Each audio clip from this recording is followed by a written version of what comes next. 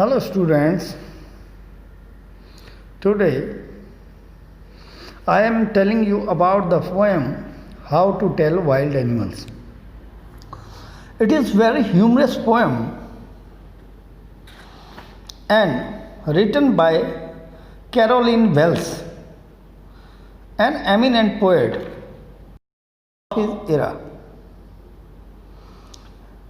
इस पोएम में कुछ जानवरों के बारे में बताया गया है और कुछ फनी थिंग्स हैं which you will to know after going through this poem.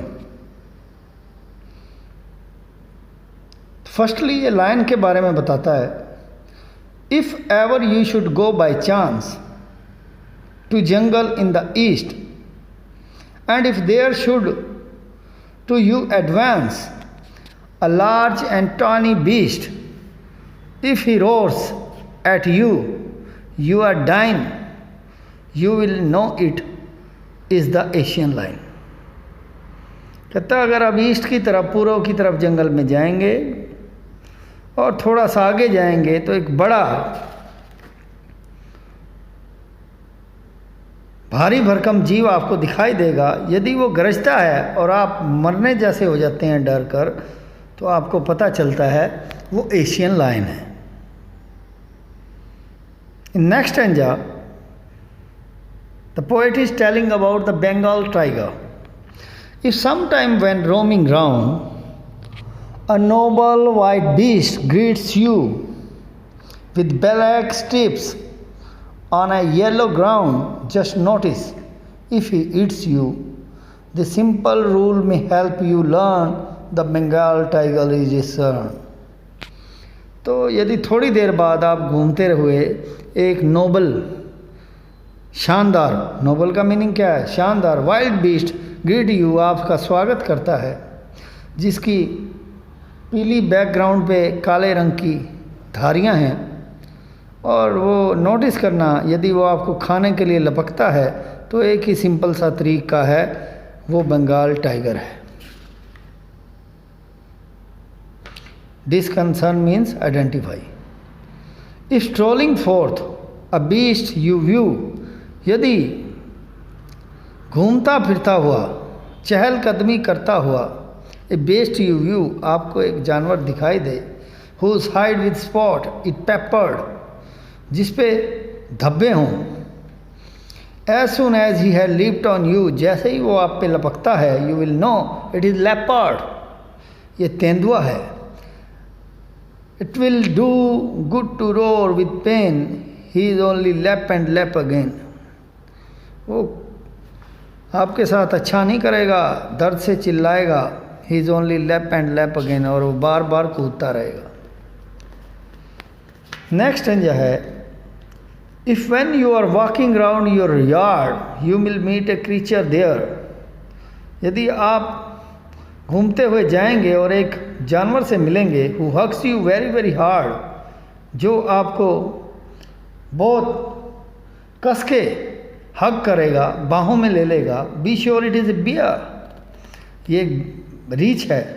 if you have any doubts I guess he'll give you just one more caress. यदि आपको डाउट है तो वो आपको एक बार और आके टच करेगा. Loving touch, caress means loving touch. Though it is distinguish beast of prey, यदि शिकार के जानवरों के बीच में तुलना की जाए, a novice might nonplus. Novice मैंने नो सीखिया, nonplus means puzzle, confuse. तो आपको नो सीखिया और ए confuse. The crocodile you always में, तो आप क्रोकोडाइल को समझेंगे. टेल फ्रॉम हाइना थस, इसलिए आप हाइना को भी बताएंगे, लकड़ बग्गे को. हाइना कम टू मैरी स्माइल्स, जो हाइना है वो प्रसन्न स्माइल के साथ आती है. But if they weep they are crocodile, यदि कोई आपको आंसू बहाता दिखता है वो क्रोकोडाइल है.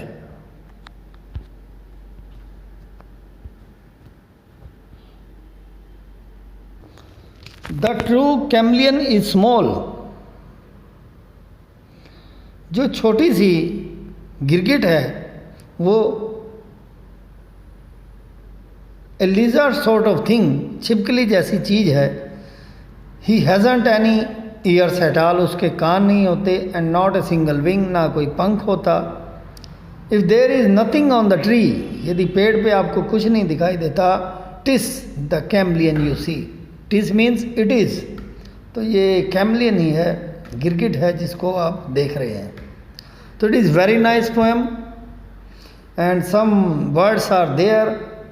First word is ground, background, discern, make out, identify, पहचाना, hide, animal skin, tapered, covered with spots, धब्बों से भरा हुआ, केयरस, ए जेंटल और लविंग टच, प्यार से स्पर्श करना, no voice, something new to a job, no शिक्षा, nonplus, puzzle, confused, surprised.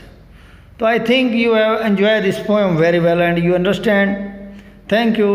Till then, have a nice day.